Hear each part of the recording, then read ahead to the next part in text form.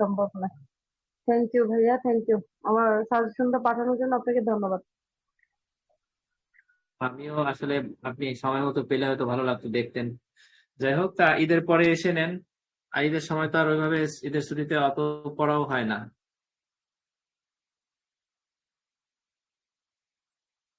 হ্যাঁ, ঠিক বলেছেন। আচ্ছা, তাহলে আমরা আজকে দেখেন অর্গানাইজেশনাল বিহেভিয়ার প্রথম অধ্যায় গতকালকেই শেষ করে দিতাম, কিন্তু গতকালকে শেষ করতে পারি নাই। ছোট্ট কিছু দুইটা প্রশ্ন আছে, একটা প্রশ্নের একটা অংশ বিশেষ আছে। এইগুলো আপনারা আসলে না পড়ালেও হয়, নিজেরাই পারতেন, তারপরে আমি পড়াই দিই, যাতে আপনাদের বই ধরার সময় পান্না বিধায় হচ্ছে যে খুঁটিনাটি সবকিছু পড়ানো, অনেক সময় শুনলেও কাজে লাগে, সেই জন্য। আচ্ছা, আমরা এরপরে কোন বইতে যাব, কোন অধ্যায়টা পড়া শুরু করব, সেটা আপনারা এখন আলোচনা করে সিদ্ধান্ত দিবেন। ঠিক আছে? আর পরিসংখ্যানের কিছু অঙ্ক করাতে চাইছিলাম ফার্স্ট ইউনিটে, সেই ফার্স্ট ইউনিটটা কবে করাতে পারি সেটাও বলবেন। মানে আমি চাইছিলাম হচ্ছে কালকে 26 তারিখ, 28 তারিখ ঈদ, মানে কালকে লাস্ট আমাদের ঈদের আগে ক্লাস, তারপরে আমরা 4টা দিন 5টা দিন বিরতি দিয়ে আবার আমরা 31 তারিখ অথবা 1 তারিখ থেকে আবার করব। ঠিক আছে? তো সবাই একটু রেগুলার থাকার চেষ্টা করবেন, তাহলে ক্লাসগুলো নিতেও বা যারা থাকে তারা উৎসাহ পাবে। তো দেখেন এখানে এই যে প্রশ্নটা ছিল, সাংগঠনিক আচরণের মৌলিক উপাদানগুলো বর্ণনা করো। মৌলিক উপাদানগুলো কেন, এই চিত্রটা কিভাবে লিখবেন, চিত্রটা কি, এই 3টা 1 2 3 এর পরে কেন 4 নাম্বার না দিয়ে এটা লিখলাম, এটা কিন্তু আগেই বুঝাইছি। খুব ইজি, কিন্তু একটু বুঝতে হবে, তাহলে আপনি বুঝবেন, পড়লেও বুঝবেন। আচ্ছা, এখন আমরা দ্বিতীয় অংশ পড়বো, সংগঠন এবং আচরণ, এই দুটি আলোচনা করো। আলাদা অংশ, প্রশ্নের সাথে দিছে হয়তো কোনো কারণবশত, আমি ওইভাবে রেখে দিছি, আবার প্রশ্নের সাথে অনেক সময় নাও থাকতে পারে। মোটামুটি সংগঠন কি এবং আচরণ কি, দুটা জিনিস আমরা পড়ি। দেখেন, সংগঠন বলতে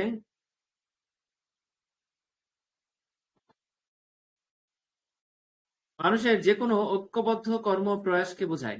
এই প্যারাগ্রাফ কিন্তু আমরা প্রথমে পড়ছি 1 নম্বর প্রশ্নে অধ্যায়। সমাজবিজ্ঞানীরা বিভিন্নভাবে সংগঠনকে সংজ্ঞায়িত করেছেন। কেউ কেউ সংগঠনকে একটি সামাজিক একক। প্রথম দুইটা বাক্য মনে রাখেন, সংগঠন বলতে মানুষের যে কোনো ঐক্যবদ্ধ কর্ম প্রয়াসকে বোঝায়। সমাজবিজ্ঞানীরা বিভিন্নভাবে সংগঠনকে সংজ্ঞায়িত করেছেন। এই দুইটা কমন কথা আপনি প্রথমে লিখেন। লেখার পরে যে জিনিসটা লিখবেন সেটা হলো, কেউ কেউ সংগঠনকে সোশ্যাল ইউনিট বলে, আবার কেউ কেউ সোশ্যাল সিস্টেম বলে। তো এই কথাটা লিখবেন, ঠিক আছে? তাদের মতে মানুষ যখন এককভাবে কোনো জটিল কাজ নিজে সম্পাদন করতে পারে, আসল সংজ্ঞা আসলেন এবার। মানুষ যখন এককভাবে কোনো জটিল কাজ নিজে সম্পাদন করতে পারে না, তখন অপরের সাহায্য নিয়ে তার সম্পাদন করার উদ্যোগ নেয়। এইভাবে দুই বা ততোধিক ব্যক্তি একত্রিত হয়ে কতিপয় সাধারণ লক্ষ্য অর্জনের জন্য নিজেরা সংগঠিত হয় এবং সৃষ্টি করে কিসের, সংগঠনের। বুঝতে পারছেন? তাহলে উপরের প্যারাগ্রাফটাই কিন্তু আপনি সংগঠন আসলে মূল কথা হিসেবে, মূল সংজ্ঞা হিসেবে আপনি লিখতে পারেন। যদি আপনার নিচের ইংরেজিতে অথবা বাংলা ইনভার্টেড কমা দিয়ে যে পণ্ডিতের সংজ্ঞাটা আছে, এটা যদি আপনার মুখস্থ না হয় হুবহু, তাহলে আপনি যদি চান উপরের প্যারাগ্রাফ লিখবেন, তাহলে লিখবেন। আমি উপরের প্যারাগ্রাফটা একটু নিজের মতো করে বলি। সংগঠন বলতে মানুষের যে কোনো ঐক্যবদ্ধ কর্মপ্রয়াসকে বোঝায়। সমাজ বিজ্ঞানের বিভিন্ন ভাবে সংগঠনের সংজ্ঞা দিয়েছেন। কেউ কেউ একে সোশ্যাল ইউনিটস, কেউ কেউ একে সোশ্যাল সিস্টেম বলেছেন। তাদের মতে মানুষ যখন এককভাবে কোনো কাজ সম্পাদন করতে পারে না, তখন অপরের সাহায্য নিয়ে করার চেষ্টা করে। এভাবে দুই বা ততোধিক ব্যক্তি যখন কোনো কাজ করার চেষ্টা চালায়, তখন যেটা সৃষ্টি হয় সেটাই হলো সংগঠন। ঠিক আছে? এইটা হলো মূল বক্তব্য শেষ। এরপরে আমরা প্রখ্যাত সমাজবিজ্ঞানী টেলকট পার্সন্স নিমুক্তভাবে সংগঠনকে সংজ্ঞায়িত করেছেন। আমরা মনে রাখি, প্রখ্যাত সমাজবিজ্ঞানী টেলকট পার্সন্স। এখন কথা হলো 3 মার্কে আসলে আপনি কি দুইটা প্যারাগ্রাফই লিখবেন? হ্যাঁ, 3 মার্কে আসলে অবশ্যই দুটা প্যারাগ্রাফ হয়, আপনি প্যারাগ্রাফ দুটোকে ছোট করেন। এখানে এখানে এই দুটা বাক্য দিয়ে দরকার হয়, এই প্রথম দুটা বাক্য দিয়ে দরকার এই টেলকট পার্সনের সঙ্গে চলে আসেন, তাহলে সংগঠনের সংজ্ঞা হয়ে যাবে খুব সহজে। আর প্রামাণ্য সংজ্ঞা, এটাকে কি বলা হয়? প্রামাণ্য সংজ্ঞা। এই প্রামাণ্য সংজ্ঞা দিলে কিন্তু 3 মার্কে আসলে 3-এ 3ই পেয়ে যাবেন। ঠিক আছে? প্রামাণ্য সংজ্ঞা কিন্তু অনেক গুরুত্ব, প্রামাণ্য সংজ্ঞা সবাই দিতে পারে না, সবার মনে থাকে না। এই জন্য প্রামাণ্য সংজ্ঞা যারা দিবেন তারা ভালো মার্কস পাবেন, এটা স্বাভাবিক, ঠিক না?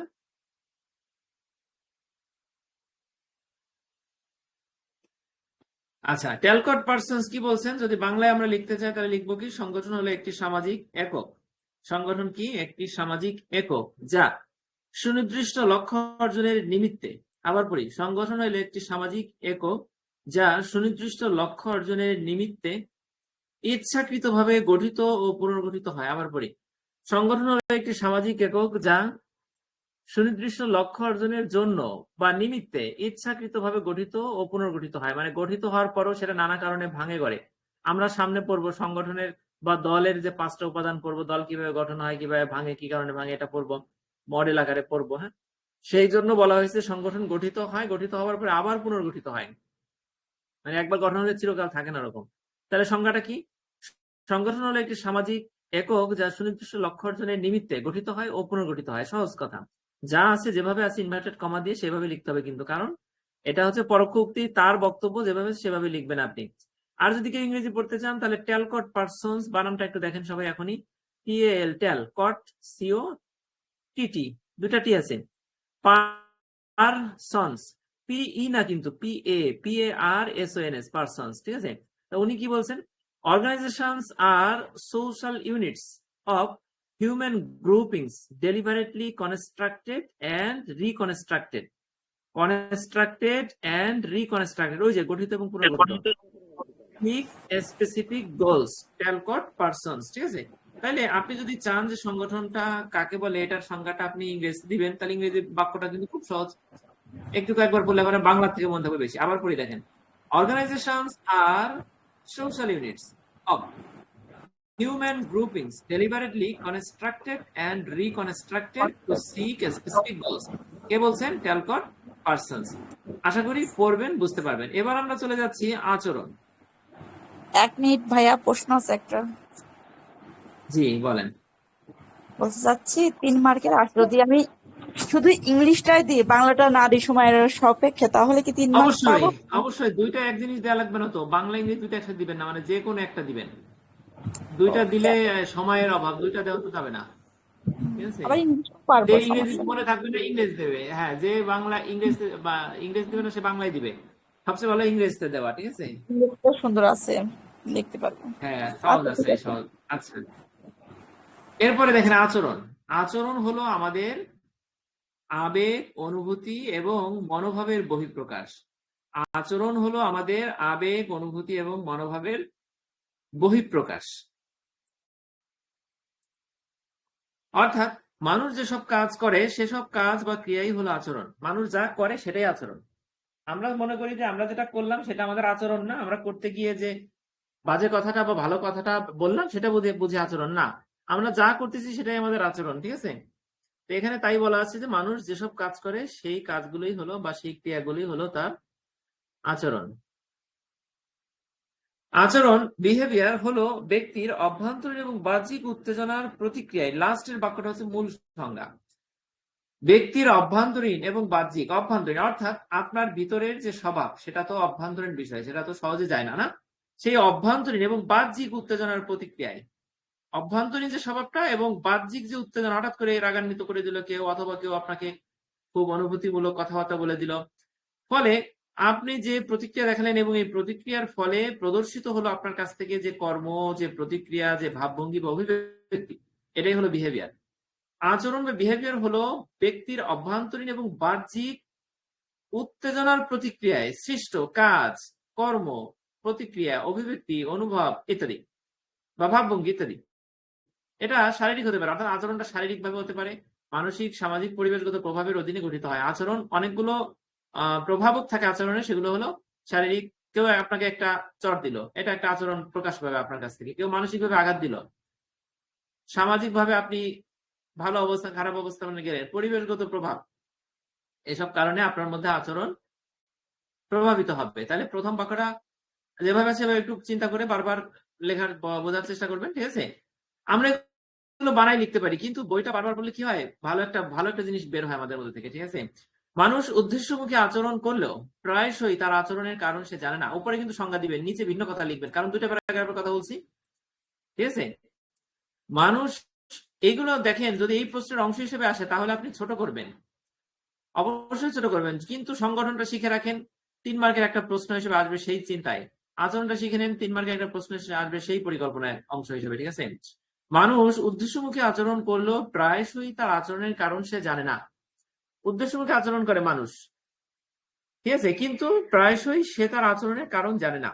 এর কোনো যৌক্তিক ব্যাখ্যাও পাওয়া যায় না। প্রথম কথা বুঝতে পারছি আমরা অবশ্যই যে কোনো উদ্দেশ্যের কারণে আচরণটা করি, কিন্তু কেন আচরণটা করলাম সেটা কিন্তু নিজেও জানি না, হুট করে ফেলছি না। এর কারণ যৌক্তিক, এর কোনো যৌক্তিক ব্যাখ্যাও পাওয়া যায় না। কেন এই আচরণটা আমি করলাম, যৌক্তিক ব্যাখ্যা নাই, আপনার কাছেও না, আরেকজনের কাছেও নাই, কিন্তু করেই যাচ্ছি। মানুষ তার অবচেতন মনের দ্বারা প্রভাবিত হয়েও ভিন্ন ভিন্ন আচরণ করে থাকে। ঠিক আছে, অবচেতন মন হুট করে, তাই না? কেউ আছে না হুট করে রেগে যায়, হুট করে একটা প্রতিক্রিয়া, একটা কথা বলে ফেলে। আমরা অনেকেই এরকম। তো এর কারণ হলো আমরা অবচেতন মনের দ্বারা প্রভাবিত হয়ে ভিন্ন ভিন্ন আচরণ করি। সুতরাং উদ্দীপক এবং ব্যক্তির মধ্যে, উদ্দীপক মানে আপনি আপনি আমাকে এসে একটা কটু কথা বললেন আর আমি রাগান্বিত হলাম। তার মানে আপনি উদ্দীপক এবং আমি ব্যক্তি। উদ্দীপক ও ব্যক্তির মধ্যে সংগঠিত যে মিথস্ক্রিয়া, অর্থাৎ যে আদান প্রদান, সেটার ফলে আচরণের সৃষ্টি হলেও মানুষের আচরণের পেছনে অবচেতন মনের প্রভাবও যথেষ্ট। আপনি প্রথম প্যারাগ্রাফের সংজ্ঞা দিয়ে পরে কিন্তু এই যে আচরণের কারণ জানি না আর অবচেতন মন ভূমিকা রাখে সেই কথা বলে দিলেন। তাইলে আচরণ কি, কাকে বলে এবং আচরণটা কি ব্যাখ্যা করতে বলছেন, আলোচনা করতে বলছেন না, সেটা আমাদের হয়ে গেল, ঠিক না? আর এই চিত্রটা কিভাবে আপনারা গত ভিডিওটা দেখলে বুঝতে পারবেন আশা করি। এটা কেন 4 নম্বরে নয় সেটাও বুঝতে পারবেন খুব সুন্দর করে। প্রত্যেকটা লাইন আমরা খুব সুন্দরভাবে পড়বো। আর 7 নম্বর প্রশ্ন আমরা আগেই পড়ছি। তো মোটামুটি প্রথম অধ্যায়ে যে 7টা প্রশ্ন আছে, ঠিক আছে, দশম ব্যাচের ভাই বোন বলেন, 11তম ব্যাচ বলেন, সব 7টাই কিন্তু আপনাদের আসবে না। আপনারা এখান থেকে সাজেশন থেকে বেছে বেছে নেবেন।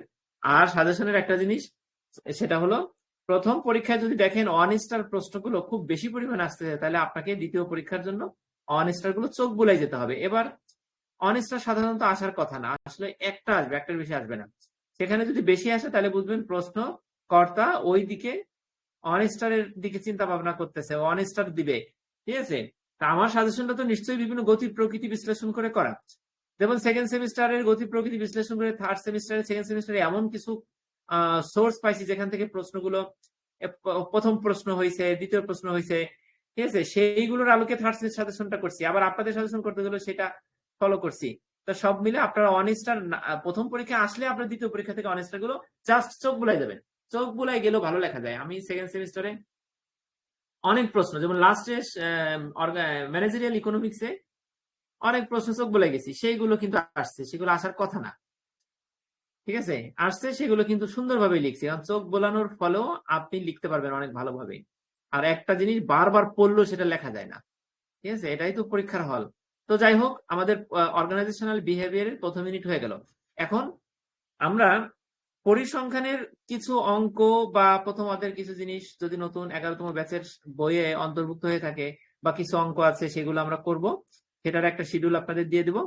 আর পাশাপাশি যেহেতু 2টা বইয়ের প্রথম অধ্যায় হয়ে গেল, আমরা অন্য একটা বইয়ের প্রথম অধ্যায় পড়বো। সেই বইটা কি আপনারা জানাবেন। ঠিক আছে, যারা নিয়মিত ক্লাস করেন তাদের মতামতের আলোকে আমরা শিডিউলটা ঠিক করবো। আপনারা জানাই দিলে তাহলে আমি ওটা ইয়ে করবো। আমাদের কালকে একটা ক্লাস আছে, আমরা যদি পারি কালকে পরিসংখ্যান নিয়ে কিছু পড়ি, তারপরে ঈদের বন্ধের পরে আমরা নতুন বই ধরবো, নতুন অধ্যায় পড়বো। ঠিক আছে, তো কালকে পরিসংখ্যান হতে পারে।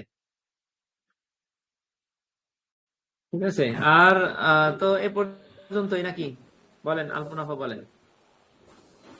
যদি ক্লাস করান পরিসংখ্যান একটু করতে চাচ্ছি, ওই যে পরিসংখ্যান গণিত বলেন। প্রথম অধ্যায় না করে হ্যাঁ, শেষে। মানে শেষে, হ্যাঁ, 6 অধ্যায়টা।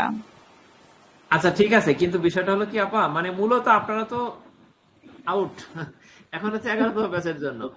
এই যে মুন্নি তারপর আপা আছে। কাল ক্লাস নেন, তাহলে আমাকে একটু 6 অধ্যায় অঙ্ক, কিছু অঙ্ক আছে, একটা আমি করেছি, মানে কলেজে শেষ করছি, তো আপনার কাছে আমি ধরতে পারছিলাম না কি কারণে যেন। আমি আচ্ছা শোনেন, আমি আলোচনা বলি, আমাদের আপনাদের পরীক্ষার যদি রুটিন দিয়ে দেয়, একটানা আপনাদের পরিসংখ্যান ক্লাস করাই দেবো, সমস্যা নেই। তা আমরা দ্বিতীয় অধ্যায়টা শুরু করি। যেহেতু যদি আমি 6-এ যাই, তাহলে মূলত এটা 11তম ব্যাচের জন্য, বুঝছেন? তো এক ও প্রাইস হয়ে গেলে তো এটা তো একটু সমস্যা হয়ে যায় তাদের জন্য। ইনশাআল্লাহ আচ্ছা, খুব দ্রুতই, মানে আগে তো নেটওয়ার্ক জনিত সমস্যা ছিল বিধে আমরা কিন্তু এই অধ্যায়টা নিয়ে পড়ে আছি। ওই সমস্যাগুলো না থাকলে আমাদের প্রায় আরো একটা অধ্যায় শেষ হতো নতুন বইয়ের, তখন আমরা পরিসংখ্যানে আবার চলে আসতাম ঘুরে ফিরে। ঠিক আছে, আশা করি নেটওয়ার্ক জনিত ইস্যু না থাকলে পরিসংখ্যানে আমরা আবার চলে আসবো। আচ্ছা, ঠিক ঠিক আছে। আছে আলপনা আপা। আচ্ছা, তারপর আপনি একটা কাজ করেন, আপনার 6 অধ্যায়ে যে জিনিসগুলো আপনি শোনেন, আমি একটা কথা বলছিলাম একটা গ্রুপে, কোন এক ব্যাচের গ্রুপে, যে অঙ্ক করতে গিয়ে ফার্স্ট এবং সেকেন্ড সেমিস্টারে কেউ কি জন্য বলছিলাম শব্দটা, কেউ নিজেকে শেষ করে দিয়েন না বা নিজের হ্যাঁ, মানে গান শেষ করে দিয়েন না। কারণ হলো পরিসংখ্যানে অঙ্ক কয়টা আসে, অঙ্ক ছাড়াও পারা যায়। আবার উচ্চতর হিসাব বিজ্ঞানের 2য় অধ্যায়ে অঙ্ক কয়টা আসে, অঙ্ক ছাড়া 4টা প্রশ্নের অ্যান্সার করা গেছে। তাহলে মাত্র একটা হিসাব বিজ্ঞানের অঙ্কের জন্য কেউ যদি অঙ্ক প্রাইভেট পড়ে, চট্টগ্রামের ভাই বোন যারা আছেন তারা জানি সিটি কলেজের বা বিভিন্ন তারা প্রাইভেট পড়ে, দল বেঁধে প্রাইভেট করে, খুব ভালো লাগে বিষয়টা। কিন্তু আমি মনে করি যে প্রাইভেট পড়ার তাই কর্মজীবনে এসে প্রাইভেট পড়ার দরকার পড়ে না।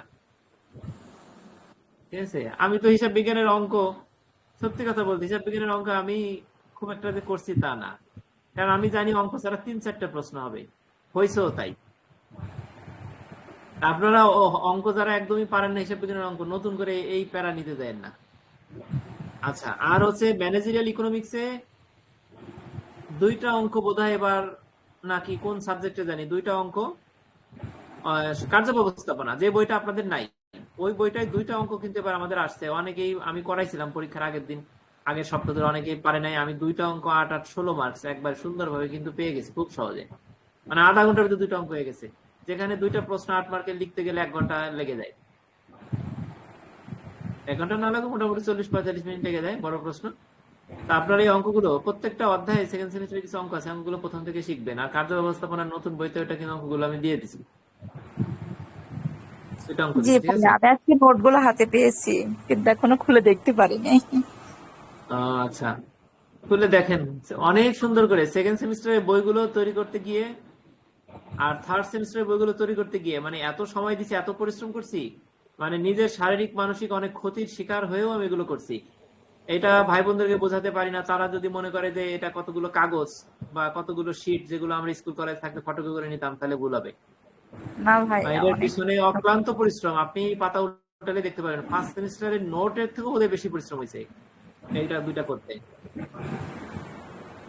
বুঝতে পারছেন?